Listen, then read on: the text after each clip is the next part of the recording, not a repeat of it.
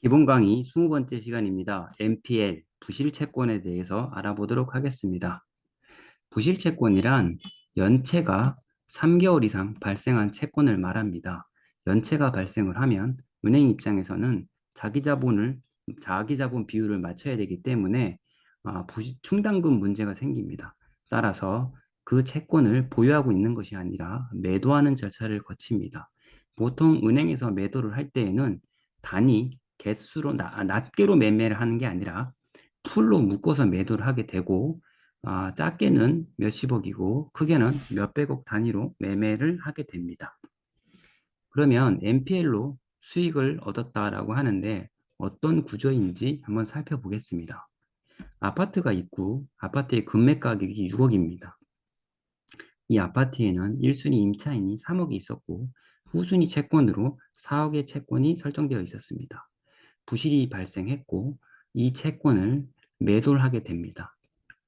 매수자가 이 채권을 2억에 매입을 하면 이 매수자가 할 수 있는 방법이 이 채권을 경매를 실행시켜서 배당을 받는 방법이 있습니다.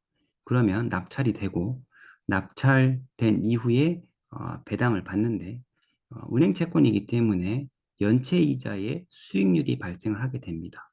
그리고 만약에 부동산 경기가 이렇게 내려오는 시점에서 매입을 했다가 경기가 올라가는 시점에 경매가 낙찰이 됐다고 하면 만약에 정상적인 가격 아니면 심지어 이 부동산 가치가 올랐을 경우에 만약에 올라서 7억까지 올랐다고 쳐보겠습니다. 그러면 이 채권을 매입한 사람은 2억의 채권을 매입했지만 배당을 받을 때에는 채권 최고액이 4억이기 때문에 4억에 대해서 전부 다 배당을 받게 됩니다. 그러면 2억에 매입을 해서 배당은 4억을 받게 되는 배당에 대한 차익을 누릴 수가 있습니다. 두 번째, 어, 경매에서 자기가 낙찰을 받는 방법도 있습니다. 채권을 2억에 매입을 했는데 실질적인 채권은 4억짜리 채권입니다. 따라서 입찰가를 쓸 때에는 7억에 낙찰을 받는 것입니다. 7억에 낙찰을 받고 그러면 4억은 자신의 채권이 있기 때문에 상계 신청을 하고 나머지 3억만 잔금으로 넣으면 됩니다. 그러면 3억으로 넣으면 되고 매도를 만약에 7억에 똑같은 금액에 매도했다고 치면 이 채권 매수자는 얼마가 이익일까요? 7억의 낙찰을 받았지만 이 4억에 대한 부분은 실질적으로 2억에 매입한 것이기 때문에 2억에 대한 부분만 2억에 대한 부분은 이득으로 남게 됩니다. 그리고 7억의 낙찰을 받고 7억에 매도했기 때문에 양도세도 발생하지 않습니다. 이 부분을 이해하셔야 하는데 요거를 지금 이렇게 제가 화면상으로만 설명을 드리니 좀 어려움이 있습니다.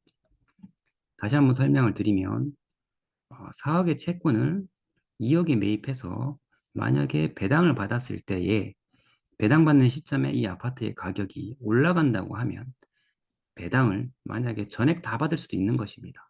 그랬을 때에는 이 차액 부분 2억에 대한 배당 이익이 발생을 하게 되고 만약에 7억의 낙찰을 받는다고 하면 7억의 낙찰을 받고 3억에 대한 부분은 잔금을 치러야겠죠. 그렇지만 이 4억에 대한 부분은 이미 채권자이기 때문에 상계 처리가 되니까 이건 별도로 지급하지 않아도 됩니다. 그렇다면 결국 자기가 투입된 비용은 여기 3억과 매입 비용 2억, 5억이 들어간 것이고 하지만 낙찰은 7억에 받고 7억에 매도했지만 양도세는 없는 겁니다. 그렇지만 2억에 대한 수익은 발생하는 것입니다. 이 구조를 이해하시기 바랍니다. 그러니까 채권을 상당히 싸게 매입했을 때, 예를 들면 IMF 때나 이런 경우에 채권을 엄청나게 싸게 매입하고 그 부동산 자산 가치가 정상적인 가격이 됐을 때에는 정상적인 채권의 가치로 매김을 받아서 그만큼 채권의 수가 되는 겁니다. 따라서 버틸 여력이 되냐 안 되냐 부분도 굉장히 중요한 것입니다. 그리고 결국 채권의 매입 부분은 리스크의 계산입니다. 이게 무슨 얘기냐면 만약에 이 채권 자체가 아파트의 가격이 예를 들어 10억이라고 치겠습니다. 아파트의 가격이 10억이라고 친다면 이 채권 자체가 정상적으로 경매를 진행했을 때 배당이 확실히 다 받는다고 치는 배당이 정상적으로 진행이 된다고 한다면 이 채권 자체도 매도를 하지 않을 것입니다. 할인해서 매도하는 것을 꺼려 할 겁니다. 왜냐하면 시간이 지날수록 지연이자 부분도 계속 발생하기 때문에 이 채권은 매도를 하지 않을 겁니다. 따라서 이 채권을 매입하는 부분에 있어서는 결국에는 리스크의 계산이 파트입니다. 리스크가 전혀 없이 어떤 확률이 전혀 없는 부분에 대해서는 이 채권자가 채권을 매도하려 하지 않을 것입니다. 따라서 어떤 이런 상황이 발생을 해야지 흥정이 가능한 것입니다. NPL을 하는 이유는 첫 번째 높은 배당 이득, 아까 보았듯이 연체 이자를 수익으로 가져가기 때문이다. 그리고 양도세 절감 효과, 아까 봤듯이 이런 부분은 만약에 단기로 했다 하더라도 이거는 양도 차익이 없기 때문에 양도세가 발생하지 않는 결과가 됩니다. 그리고 낙찰 확률을 높일 수 있죠. 아무래도 낙찰 확률을 높일 수 있습니다. 채권 금액만큼 쓸 수 있으니까. 그 다음, 잔금 납부 방법으로 활용한다. 그러니까 미리 잔금을 준비하는 것과 같은 효과죠. 그리고 경매 절차의 주도권 확보를 한다. 채권자이기 때문에 경매를 기일 변경도 할 수 있고 경매 절차에서 들어온 서류도 열람할 수 있습니다. NPL을 매입할 때 방식은 세 가지입니다. 론세일 방식, 사후정산 방식, 그 다음에 채무인수 방식. 이 세 가지가 있습니다. 첫 번째 론세일 방식은 그러니까 이거는 아예 채권 자체를 완전하게 사갖고 오는 방식입니다. 그래서 여기 할인해서 매입하고 근저당권 이전 등기까지 완료를 하는 겁니다. 완전하게 다 가지고 오는 겁니다. 그리고 어, 따라서 이제 배당 기일까지 발생한 지연 이자를 배당을 받거나 아니면 낙찰받아서 배당 기일까지 발생한 원리금으로 상계 처리한다. 아까 보았듯이 배당을 받거나 낙찰받아서 상계 처리합니다. 그리고 이 절차는 AMC 자산관리회사와 가격 협상하고 그 다음에 이제 매입 의향서를 작성하고 어, 채권 양도 양수 계약서를 체결합니다. 그리고 계약금은 10% 지급을 하게 되고 잔금, 그러니까 채권에 대한 잔금이죠. 할 때는 질권 대출을 받을 수 있습니다. 뭐 저축은행이나 이런 통해서 저축은행을 통해서 질권 대출을 또 받을 수가 있습니다. 그리고 통지 절차를 거치고요. 그 다음에 법원에는 채권자가 바뀌었다. 채권자가 바뀌었죠. 채권자가 바뀌었다라는 걸 신고하게 됩니다. 이런 절차가 있고 사후정산 방식은 나중에 정산한다는 거죠. 나중에. 그러니까 이건 아까 방식과 약간 다른 게 뭐냐면 계약금 10%는 똑같고 배당 절차가 종료된 이후에 정산을 하는 겁니다. 배당 절차가 종료된 이후에. 근데 이거는 중요한 게 아까는 채권을 양수 받으면서 근저당권까지 다 가지고 옵니다. 그런데 이거는 근저당권을 가져오는 것은 아니고 온전히 유인 목적, 그러니까 납찰 목적으로만 사용이 됩니다. 아까 요 론세일 방식은 배당을 받거나 아니면 배당을 받을 수도 있고 낙찰을 받을 수도 있는 거지만 사후정산 방식으로 하게 되면 무조건 낙찰을 받기 위해서 이걸 하는 겁니다. 그래서 10% 지급하고 입찰을 참여해야겠죠. 하고 그 다음에 대출을 받아서 잔금을 치르는데 중요한 것은 여기 배당을 다 받고 그다음에 채권 양도인과 양수인 간에 채권 매각 관련 대금을 정산하고 채권을 양도한다. 이렇게 되어 있습니다. 이게 무슨 얘기냐면 만약에 예를 들어서 채권을 10억으로 나는 그 10억으로 매입을 하기로 했습니다. 10억으로. 10억으로 그러니까 예를 들면 11억짜리 채권을 내가 10억에 매입을 하기로 했습니다. 근데 이게 배당이 누군가가 더 높게 쓴 사람이 나타난 겁니다. 더 낙찰가를 높게 쓴 사람이 나타나서 배당이 11억이 이루어집니다.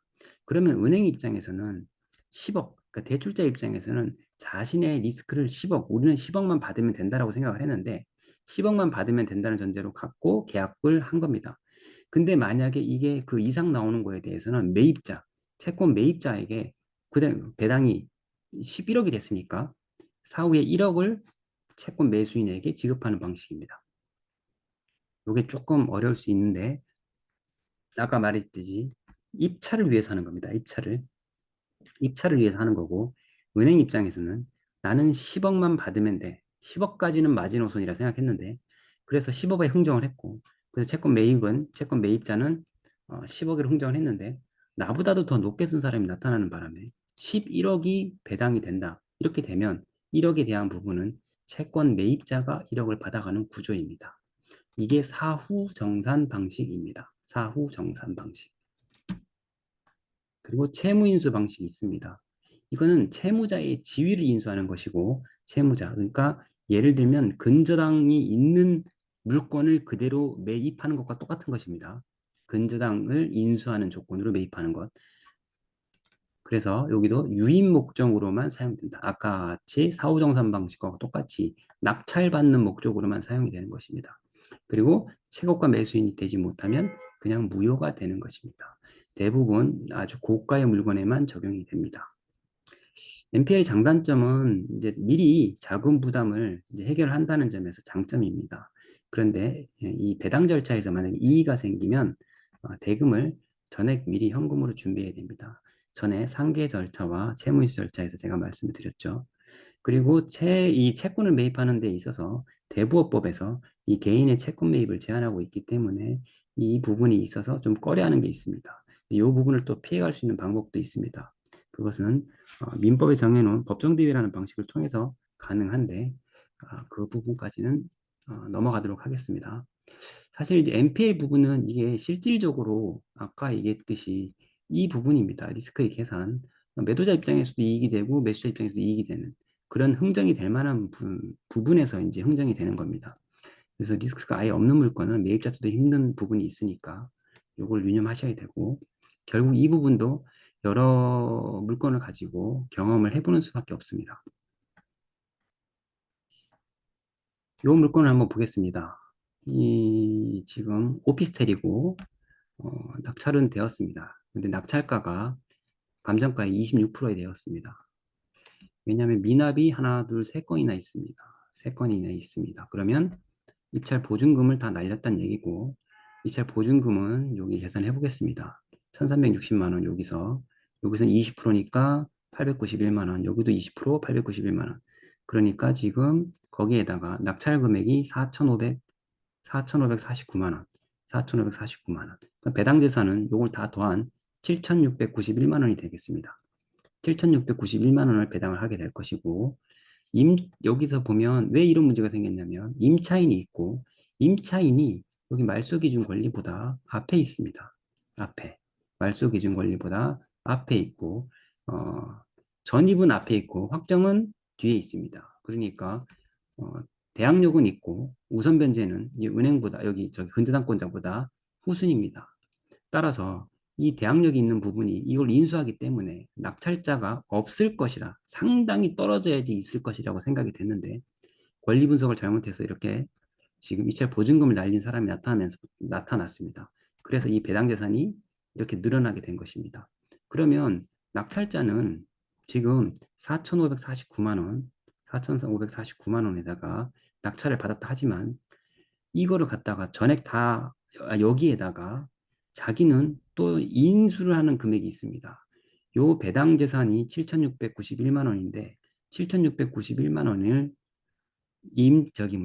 임차인에게 배당하여 주면 1억 4,900에서 요 빼면 배당해 준 금액 나머지 금액이 인수를 하게 됩니다. 7,290만 원. 7,209만 원을 인수를 하게 되고 결국 낙찰자의 총 투자 금액은 자기가 쓴 입찰 금액 플러스 7,200 둘이 합하면 1억 1천 정도 됩니다. 그러면 여기 지금 감정은 뭐 1억 7천 됐지만 뭐 제가 봤을 때 뭐 큰 이익은 아닌 것 같습니다. 1억 1,750만 원. 제가 말씀드리고 싶은 거는 이익은 언제 발생해요? 누가 가져갔냐? 이 채권자 이 채권자는 5천 원을 받기 위해서 경매를 신청했습니다. 그렇지만 실질적으로 이 지금 임차인이 대항력이 있기 때문에 이걸 1억 5천 정도 되는 금액을 떠안기 때문에 거의 유찰이 계속 될 것으로 이해를 했습니다. 그런데 이렇게 지금 권리 분석이 실패한 사람들 때문에 지금 요 금액 아까 합한 금액 보이시죠? 여기까지만 합해도 1360, 891, 891 이것만 합해도 지금 8이 16, 16이니까 상당히 됩니다. 그죠? 그러니까 이 사람은 여기 앞에 입찰, 권리 분석 잘못한 사람들 때문에 배당금이 생기기 시작했습니다.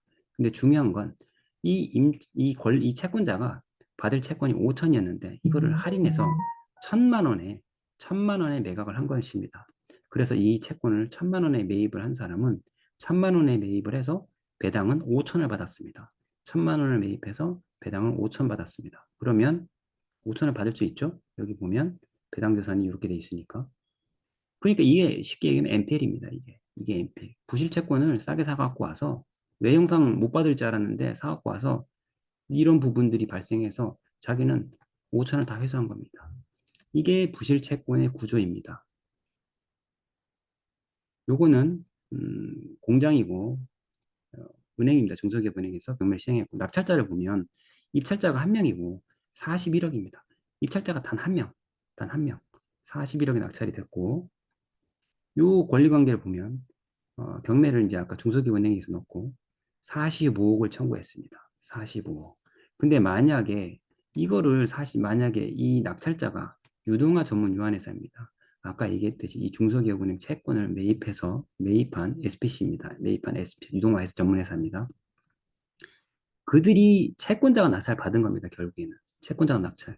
왜냐하면 채권자가 낙찰을 만약에 안 받았다고 치면 요 37억에서 유찰이 됐을 것이고 만약에 누군가 예를 들어 37억의 낙찰 입찰을 썼다고 한다면 37억의 낙찰이 되고 자신의 채권은 45억인데 37억이 낙찰되니까 자기는 손실이 발생합니다. 손실이. 따라서 이렇게 41억에 쓰고 방어 입찰이라고 하는 겁니다. 방어 입찰. 자신들이 41억에 써서 상계 처리를 하고 이거를 정상적인 가격에 매각을 하는 겁니다. 정상적인 가격에.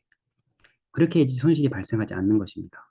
만약에 누군가 낙찰이 되고 배당이 되어 버리면 자신의 채권은 회수되고 끝나는 것이지만 이렇게 방어 입찰을 해놓으면 자기는 일단은 이 자산 자체를 가지고 가기 때문에 이 자산 자체를 끌고 가면서 매도를 통해서 마지막 요 채권을 회수하는 것입니다.